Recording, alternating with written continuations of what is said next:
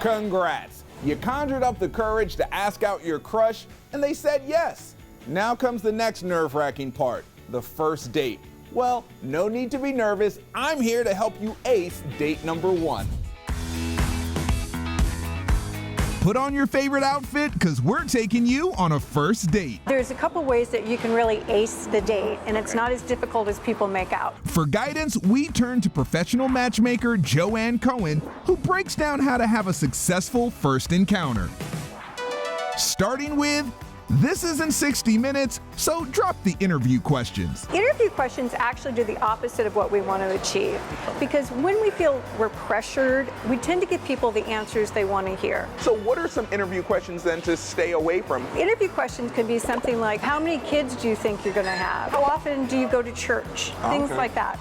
So stay away from the heavy-hitting topics, keep everything kind of light and on the surface. Right. Just have fun with her. Talk about the drinks that you're having. Okay. FYI, she says, guys, you should stick with a classic drink like scotch, and women, go for a fun, creative cocktail. Cheers. When someone's having fun, they show you who they are. And that's how you really find out who somebody is. Next, listening is learning, so lead with your ears. A lot of times, and men are guilty of this, they tend to be in their head and they're thinking about the very next thing to ask. They're not listening to the conversation, and we can actually see it in their eyes. And let's practice a little bit.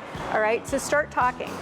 Joanne, this is a lovely blouse. I am so happy that, oh, I saw it! Like your eyes were kind of like this guy. So how do you show active listening? Nodding your head, sometimes smiling, even saying, yeah, things like that. Basically play an active role in a conversation. Yes. And our last tip, leave them wanting more. And what I mean by that is don't go more than an hour and a half on the date. Really? So I think it's going great. Just after an hour and a half, time's up, turn into a pumpkin, get out of here. Yeah, and just like a great movie that you've seen, but it's just too long. You know how you kind of at the end, you want it to be over, even though it's great? You don't want your date to feel that way. And then what if the person just says, okay, cool, let's just go home? Joanne says she's given her advice, so that one's up to you. Now we have the know-how to ace our first date.